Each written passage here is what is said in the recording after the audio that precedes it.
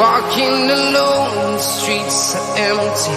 The only পোড়ো বাড়ির ভৌতিক কাণ্ড লিখেছেন কবি রূপক চট্টরাজ। গুপি খুব ভালো জানে যে ভূতের ভয়ে মামলদা এক্কেবারে কাবু, রাত্রিরে কোথাও একলা থাকতে পারে না। গুপি সেদিন বাড়ি থেকে বেরিয়ে কিছুটা এগিয়ে আসতে দেখতে পেল মামলদা শীতলা বাড়ির রকে বসে মুখ ভেটকে বাংলার পাঁচ করে পা নাচাচ্ছে, পাশে একটা ঝোলা ব্যাগ।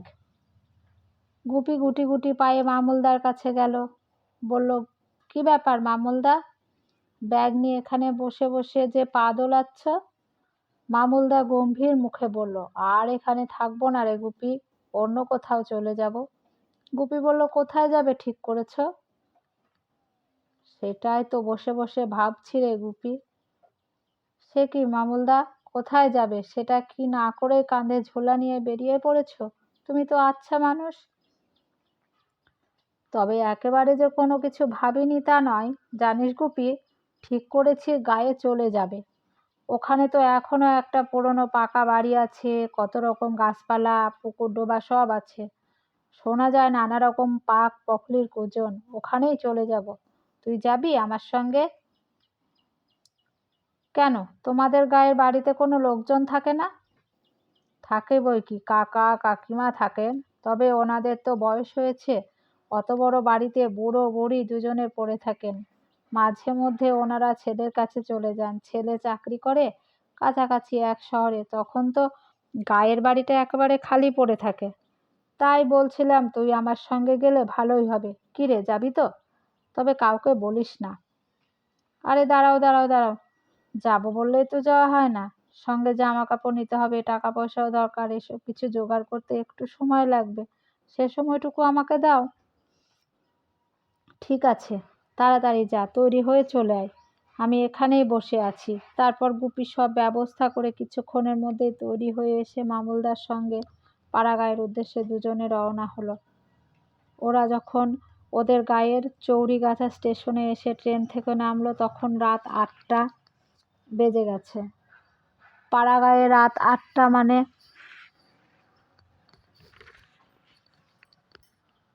ঘুটঘুটে অন্ধকার, চারিদিক নিস্তব্ধ, নিশ্চুপ। থেকে থেকে দেখা যাচ্ছে জোনাকো পোকড়ার ওড়াউড়ি আর ঝিঝি পোকার সমবেত কান্না শোনা যাচ্ছে। এমন সময় গুপি আচমকা মামলদার হাতটা টেনে ধরে বলল, মামলদা, কিছুই তো দেখা যাচ্ছে না। এই অন্ধকারে তুমি তোমাদের বাড়িটা খুঁজে পাবে তো? হ্যাঁ রে বাবা, হ্যাঁ, খুব খুঁজে পাবো। আমি তো এর আগে এ বাড়িতে এসেছি, যদিও অনেক দিন আগের কথা। তবু আবঝা আবঝা মনে আছে বাড়িটায় একটা বড় আমবাগানের ভেতর দিয়ে আমাদের যেতে হবে। শোনো মামলদা, এত রাতে বাড়ি খুঁজে না পেলে কিন্তু আমরা খুব মুশকিলে পড়বো। তার চেয়ে বরং এখন খেয়ে নিই, খিদেয় পেট চো চো করছে। খাবার আমি তো সঙ্গে করেই নিয়ে এসেছি।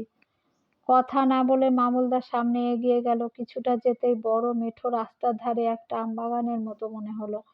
রাতের অন্ধকারে ঠিকমতো ঠাউর হচ্ছিল না, তাও যেটা পেরিয়ে সেটাতেই বিশাল একটা ভাঙা বাড়ি দেখা গেল। বাড়িটা দেখে গুপির গা ছমছম করে উঠল। বাড়িটার রকম সকম দেখে মামলদারও খুব একটা ভালো ঠেকলো না।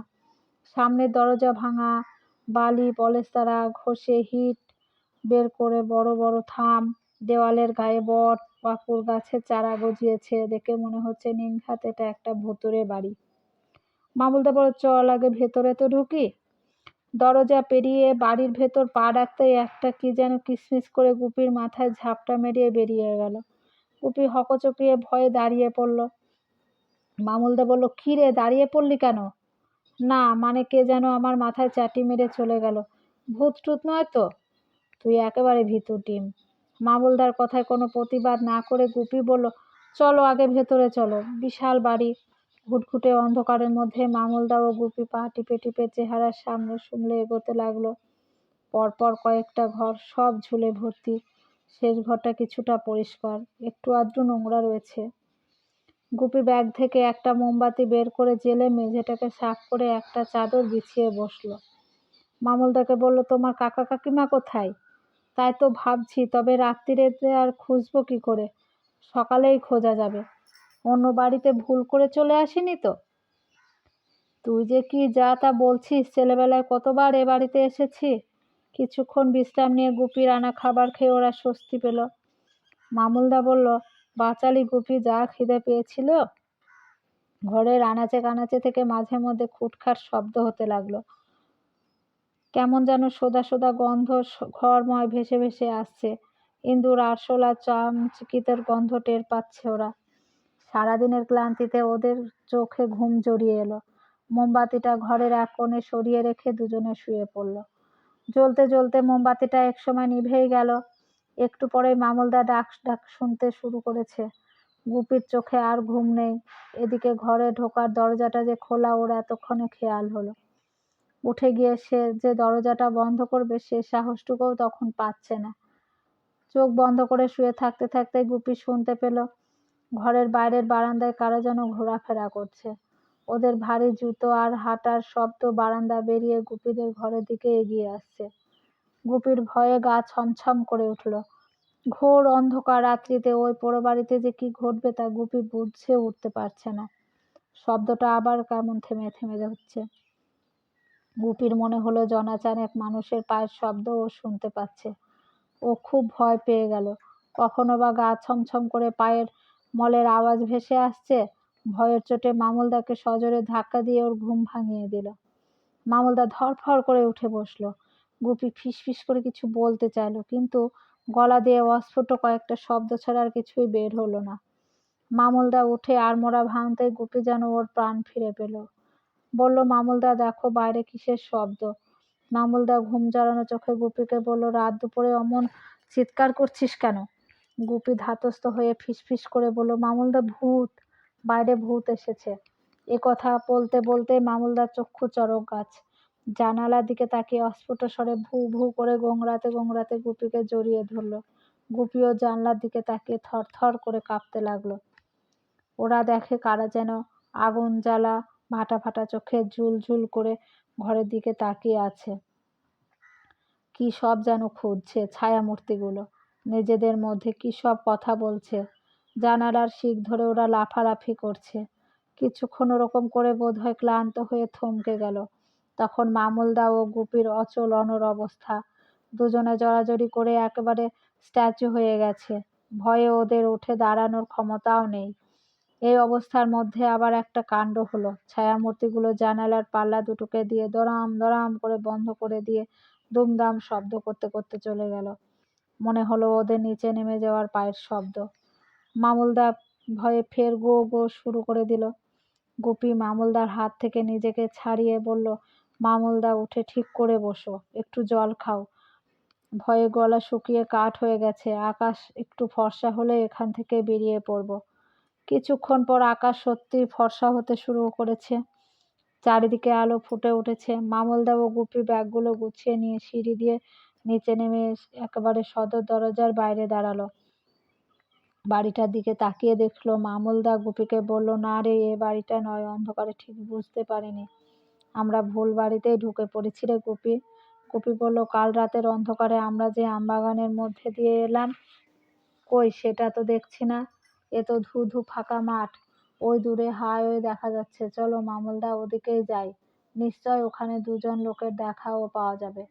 মামুলদা বলল, তাই চল, এখানে আর এক মুহূর্তও থাকা নয়। আমি নিশ্চিত গুপি, কাল রাতে কোনো অশরীরী ছায়ামূর্তি আমাদের এই ভুল পথে নিয়ে এসেছে। যাক বাবা, এ যাত্রায় কোনো রকমে প্রাণে বেঁচে গেছি, নইলে এই পোড়া বাড়িটায় দুজনে ঘাড় মটকে পড়ে থাকতাম।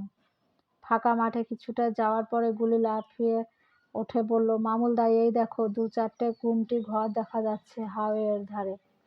দ্রুত পায়ে ওরা এগিয়ে যেতে দেখতে পেল গুমটির ঘরে একটা চায়ের দোকান। ওখানেই কিছু লোক জটলা করে সব কি সব বলাবলি করছিল। বেশ কয়েকজন উত্তেজিত হয়ে কথা বলছে। তার মধ্যে আবার দুজন লোক হাত নেড়ে নেড়ে কি সব বোঝাচ্ছে। গুপি ও মামুলদাই ওই ভিড়ের মধ্যে ঢুকতেই শুনতে পেল ও লোক দুটো হাত নেড়ে বলছে, হ্যাঁ রে বাবা, আমরা দুজনকে দেখেছি। ওই রায় সাহেবের পোড়া বাড়িটায় দুটো ভূত এসে আস্তানা গেড়েছে। কাল রাত্রিরে আমাদের ফিরতে রাত হয়ে গিয়েছিল। তাই ভাবলাম মিত্রদের বাগানটায় এক রাতে পেরিয়ে বাড়ি ফিরে না গিয়ে ওই রায় সাহেবের ভাঙা বাড়িটা দোতলার ঘরে কোনো রকমে রাতটা কাটিয়ে দিই। আমরা তো দুজনে আছি, ঘুম না এলেও গল্প গুজব করে কাটিয়ে দেওয়া যাবে। কিন্তু ওরে বাবা, দোতলায় উঠে গেছি, তারপর ঘরে ঢুকে গিয়েই বিপদ হলো। ওই অন্ধকারে মনে হলো দুটো জলজ্যান্ত ভূত ঘরের মধ্যে বসে মরার হাত চিবোচ্ছে। তবে এবার থেকে ওই বাড়ির পেছনে বাগানে গাব গাছ ও বেল গাছটার উপর নজর রাখতে হবে, তা না হলে তেনাদের উপদ্রব ক্রমেই বেড়ে উঠবে। এসব শুনে মামলদার ও গুপি ভিড়ে ঠেলে বেরিয়ে এলো। মামলদা গুপিকে বলল, শুনলি তো এই মানুষগুলো কেমন আমাদের এবারে ভূত বানিয়ে ছেড়ে দিল, নিজেরা ভূতের ভয় পেল আর দোষ হলো আমাদের। এ যেন একেবারে উদরপিণ্ডি বুধোর ঘাড়ে। গুপি বলল, ঠিক বলেছ মামলদা, তবে তুমিও কিন্তু ভূতের ভয়ে যা যা কাণ্ড করে বসলে তা আর বলার নয়। গাড়ি এলেই চল, মানে কেটে পড়ি। নমস্কার।